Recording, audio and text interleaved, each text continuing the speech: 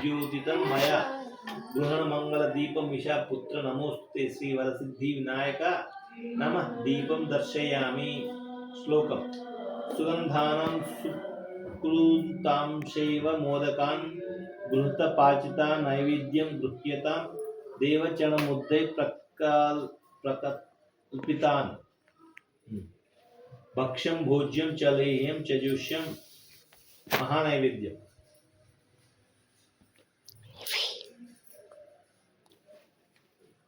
ఉండాలి చేసిన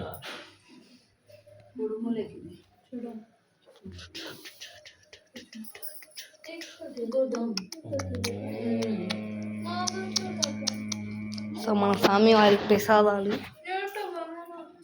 ప్రసాదాలు మన స్వామి వారిది చూడండి, మన స్వామి వారి ప్రసాదాలు.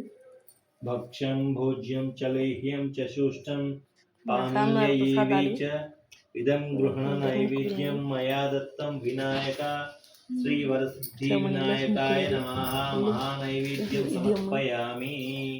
నీళ్ళు పెట్టు దేవుని పాని నీళ్ళ అప్పులు ఇస్తారు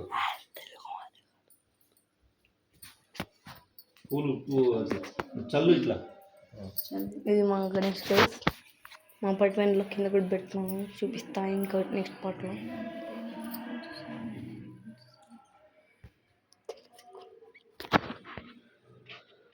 ఇదే మా గణేశుడు, లడ్డు కూడా ఉంది.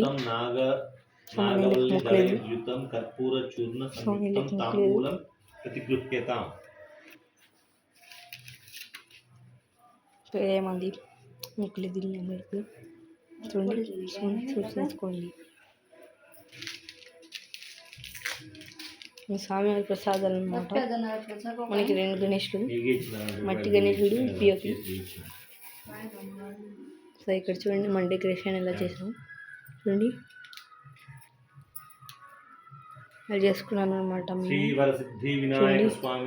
మా గణేశుడు ఎలా ఉన్నాడు, ఇదే మా గణేశుడు, ఇదే మా గణేశుడు. సేమ్ నెక్స్ట్ పార్ట్ మనకి ఒక్కొక్క మనుషులకి చూడండి. మనం ఇప్పుడు నెక్స్ట్ పార్ట్లో చూసుకుందాం. Bye guys.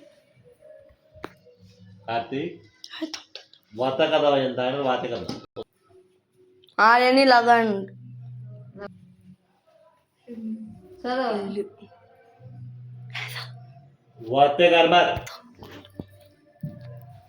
అప్పుడు గజాసురుడు స్వామి మీరు ఎప్పుడు నా ఉదరం లోపలే ఉండాలి అని కోరుకున్నాడు. మహేశ్వరుడు అతని కోరిక తీర్చేందుకు కోసం గజాసురుడి పొట్ట లోపలికి ప్రవేశించి అక్కడ ఉండడం మొదలుపెట్టాడు.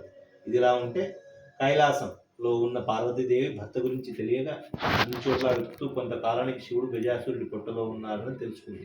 కానీ శివుడిని ఏ విధంగా బయటికి ఎత్తించాలో తెలియక ఎంతో బాధపడి చివరికి విష్ణుమూర్తిని ప్రార్థించి తన భర్త విషయం చెప్పింది. ఓ మహానుభావ, పూర్వం భస్మాసురుని బారి నుంచి నా భర్తని కాపాడి నాకు ఇచ్చావు.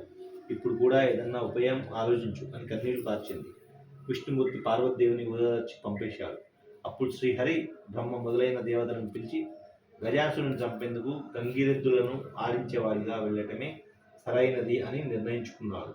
శివుడి వాహనం నందిని ఒక గంగిరెద్దుగా చేసి బ్రహ్మ మొదలైన దేవతల చేతి తలా ఒక వాయిద్యం ఇచ్చాడు. తాను చిరుగంటలు సన్నాయి తీసుకుని గజాసురుడు ఉండే గజాసురపురం దగ్గరికి వెళ్ళాడు. అక్కడ గజాసురుడి ఎదురుగా చక్కని నందిని ఆడించాడు. ఆ గంగి ఎద్దు ఆట చూచి గజాసురుడు ఆనందం పొంది మీకు ఏం కావాలో కోరుకోండి, నేను ఇస్తానని చెప్పాడు.